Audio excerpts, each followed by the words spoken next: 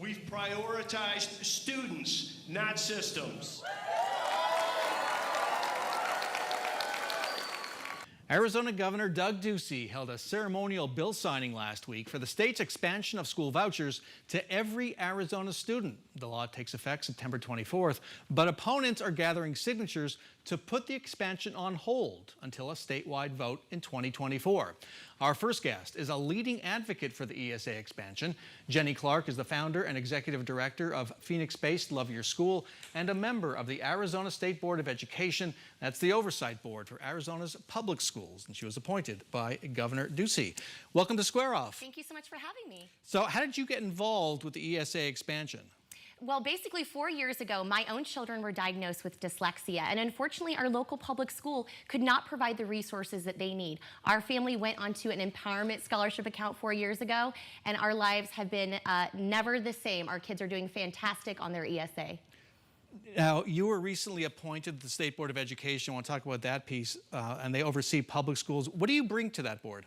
Well, really, there was never representation of any ESA parents on the State Board of Education. And as you mentioned, the Arizona Department of Education oversees the ESA program. So it was really time for those minority voices, only 12,000 ESA families, to be represented at the state board level. So ESA's empowerment scholarship accounts.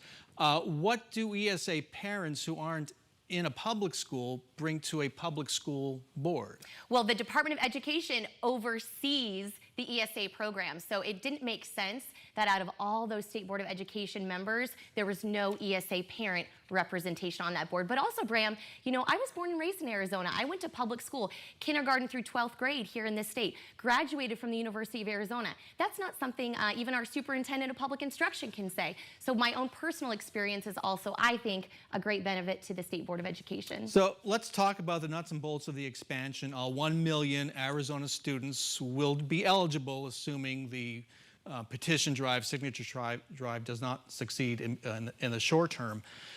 But taxpayers will have no idea how this voucher money is spent. There's no oversight in the bill on the spending side.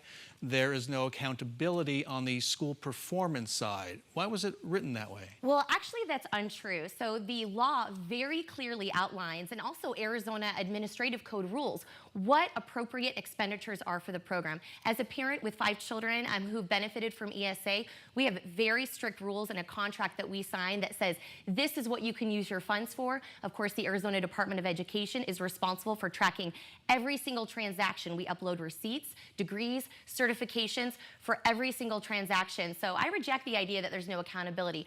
But the most important accountability is with the parent. Parents know when it comes to if their children are doing well or not. We don't need a test for a parent to know that their child is struggling, and that's what's so beautiful about the ESA program. The parents are in control. So every parent will get to spend taxpayer dollars that might have otherwise gone to a public school. So tell me, who is it that rates these private and religious schools on how well they're teaching the kids? The parents.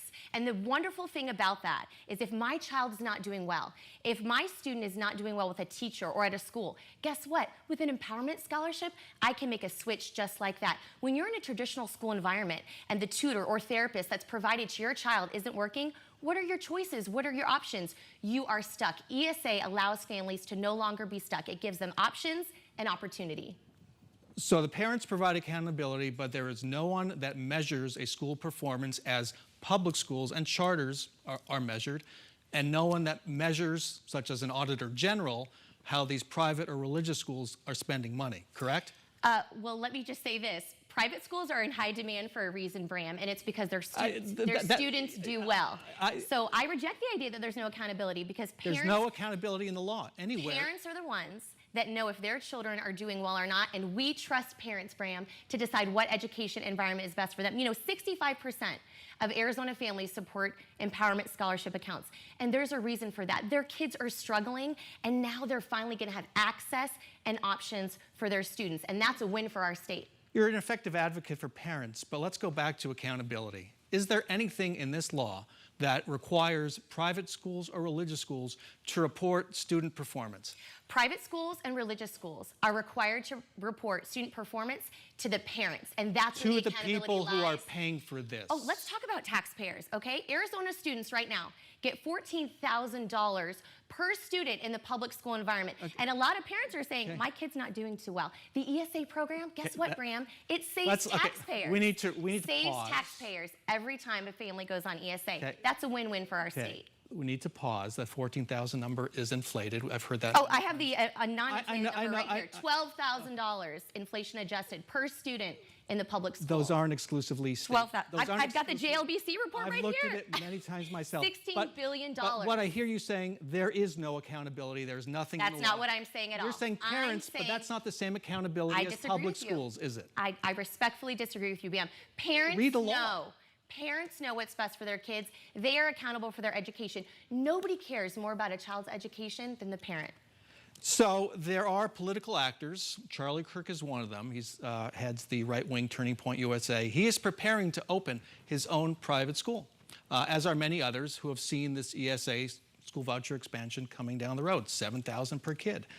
Why would Arizona taxpayers want to pay to put Charlie Kirk or anybody on this political spectrum in business to run a school? Well, I welcome any education entrepreneur that comes to our state and says, guess what?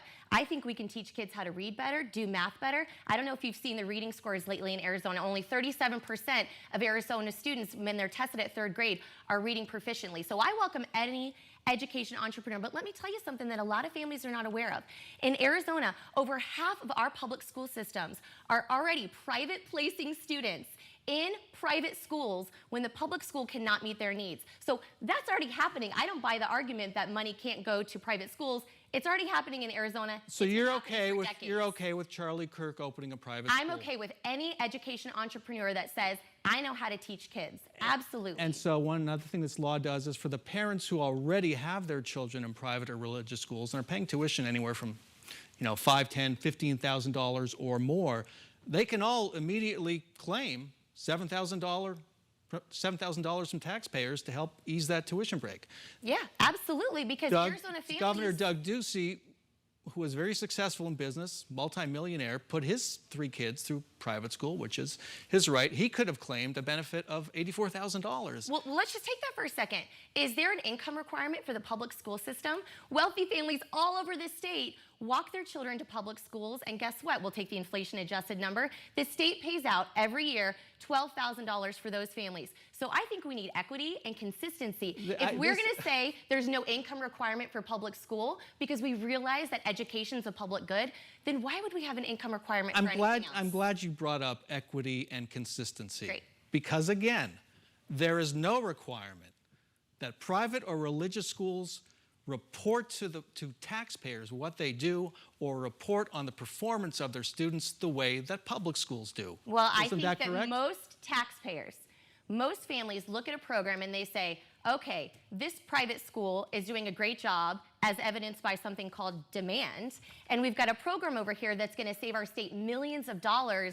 That's a win-win for taxpayers and Arizona families. We're going to have to end it there because I see we disagree on what's actually in the law, but Jenny Clark, you're an effective advocate.